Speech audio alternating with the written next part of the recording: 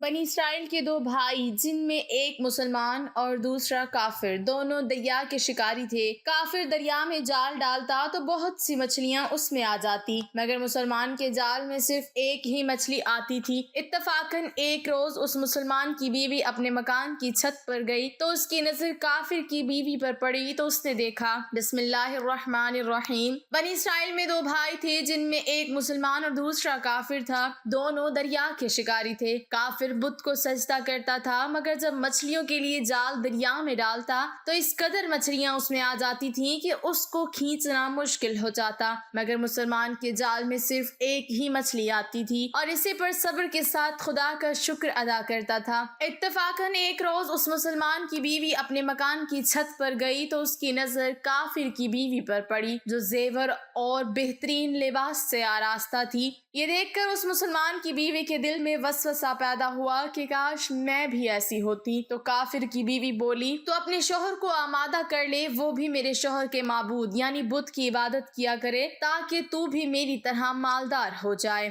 یہ سن کر مسلمان بھائی کی بیوی کچھ غم زدہ سی ہو کر نیچے آئی اور جب اس کا شوہر گھر آیا تو اس نے بیوی کا حال بدلا ہوا دیکھ کر دریافت کیا کہ آخر کیا بات ہے جس سے تو اس قدر غم زدہ معلوم ہوتی ہے۔ وہ کہنے لگی، بس میاں، یا تو تم مجھے طلاق دے دو یا اپنے بھائی کے معبود کی پوجا کرو۔ یہ سن کر اس کے شوہر نے کہا کہ خدا کی بندی، تو خدا سے نہیں ڈرتی؟ ایمان کی دولت کے بعد یہ کفر کی باتیں کرتی ہے۔ تو عورت بولی، بس مجھ سے اب نہ بناؤ، میں ننگی بھوکی نہیں رہ سکتی، جبکہ دوسری عورتوں اور خصوصاً تیرے بھائی کی بیوی کو میں دیکھ رہی ہوں کہ وہ زیورات اور عمدہ لباس پہن کر رہتی ہے۔ جب اس مرد مومن نے دیکھا کہ عورت ضد پر اتر آئی ہے اور اس کی ضد حد سے بڑھ چکی ہے تو اس نے عورت کو تسلی دی، کہا، اچھا، گھبرانے کی ضرورت نہیں ہے، میں کل سے کاریگروں اور مزدوروں میں جا کر محنت کر کے تجھے روزانہ 2 درہم دیتا رہوں گا، تو اس سے اپنی حالت درست کر لینا، یعنی اپنے لیے کچھ پہننے کے لیے خرید لینا۔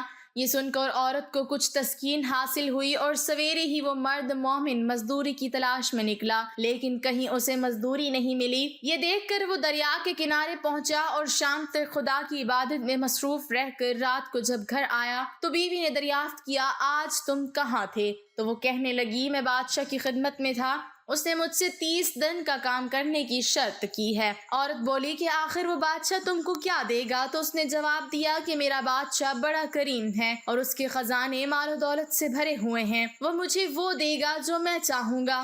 چنانچہ اسی طرح برابر وہ اپنے معبود برحق کی عبادت میں مصروف رہا اور تیسری رات ہوئی تو بیوی نے کہا، سنو میاں، اگر کل تم نے مجھے مزدوری لا کر نہیں دی تو تم پر مجھے طلاق دینا لازم ہو جائے گا۔ یہ سن کر اس کو بے حد پریشانی لاحق ہوئی۔ تیسرے صبح کو اس نے ایک یہودی سے کہا، کیا تم مجھے مزدوری پر لگاؤ گے؟ یہ سن کر یہودی کہنے لگا کہ ہاں، تم کو مزدوری تو مل جائے گی، لیکن شرط یہ ہے کہ میرے پاس تمہارے کھانے پینے کا کوئی انتظام نہ ہوگا۔ چنانچہ وہ مرد مومن روزے کی نیت کر کے یہودی کے ساتھ ہو لیا اور حق تعالیٰ کے حکم سے حضرت جبرائیل 39 اشرفیاں ایک نورانی طباق میں لے کر اس کی بیوی کے پاس پہنچے اور کہنے لگے، میں بادشاہ کا قاصد ہوں اور اس نے یہ اشرفیاں دے کر مجھ کو تیرے پاس بھیجا ہے اور فرمایا ہے کہ تیرا شوہر ہمارے کام میں تھا، ہم نے اس کو نہ چھوڑا یہاں تک کہ اس نے ہم کو چھوڑ دیا اور یہودی کے پاس چلا گیا، اگر وہ ہمارا کام کرتا تو ہم اس کو اور زیادہ اجرت دیتے، بس یہ ایک اشرفی کی کمی اس وجہ سے ہوئی ہے۔ چنانچہ وہ عورت ان میں سے ایک اشرفی لے کر بازار گئی جس پر کلمہ شہادت لکھا ہوا تھا۔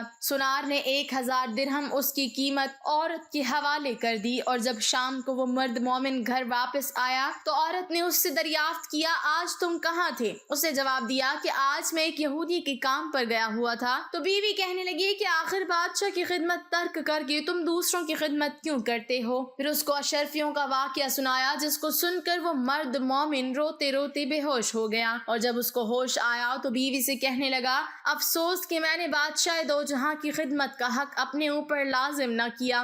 اس کے بعد اس شخص نے عورت کو چھوڑ دیا اور پہاڑوں پر چلا گیا جہاں خدا کی عبادت ہی میں مصروف رہ کر اس کا انتقال ہو گیا۔ جابر بن عبداللہ رضی اللہ تعالی عنہما سے روایت ہے، کہتے ہیں کہ رسول اللہ صلی اللہ علیہ وسلم نے فرمایا، جو شخص اللہ سے اس حال میں ملے کہ وہ اس کے ساتھ کسی کو شریک نہ ٹھہراتا ہو تو وہ جنت میں داخل ہوگا، اور جو شخص اللہ سے اس حال میں ملے کہ وہ اس کے ساتھ کسی کو شریک ٹھہراتا ہو تو وہ جہنم میں داخل ہوگا۔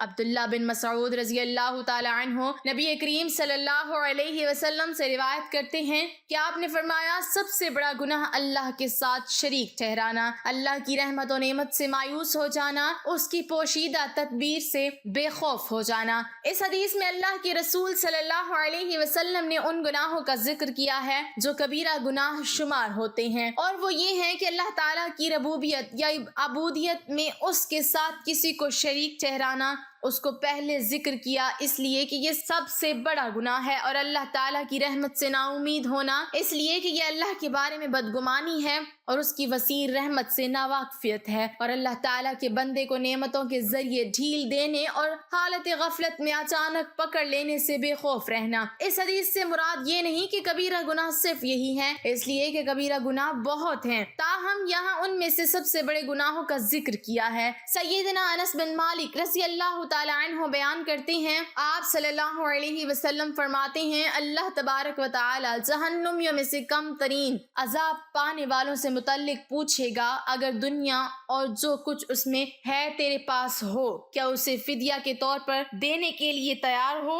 وہ کہے گا جی ہاں۔ اللہ تعالیٰ فرمائے گا، جب تو آدم کی پشت میں تھا میں نے تجھ سے اس سے چھوٹی بات کا مطالبہ کیا تھا، وہ یہ کہ میرے ساتھ شرک نہ کرنا۔ حدیث بیان کرنے والا سمجھتا ہے کہ آپ صلی اللہ علیہ وسلم نے یہ بھی فرمایا کہ اللہ تعالیٰ کا ارشاد ہے کہ میں تجھے جہنم میں نہ ڈالتا لیکن تو شرک سے باز نہ آیا۔ اور یہودیوں نے کہا عزیز اللہ کا بیٹا ہے، اور نصارہ نے کہا مسیح اللہ کا بیٹا ہے۔ یہ ان کی اپنی باتیں ہیں، وہ ان لوگوں جیسی باتیں کر رہے ہیں جنہوں نے ان سے پہلے کفر کیا۔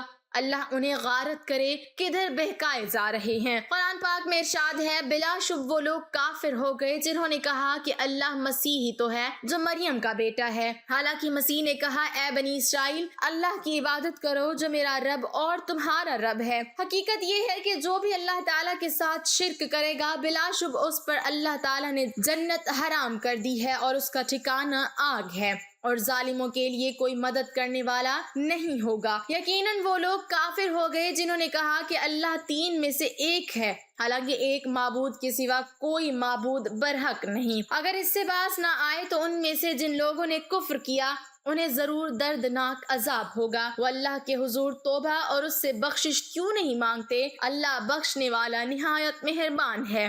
مسیح ابن مریم ایک رسول ہیں، ان سے پہلے بہت سے رسول گزر چکے ہیں، اور ان کی والدہ صدیقہ ہیں، دونوں کھانا کھایا کرتے تھے۔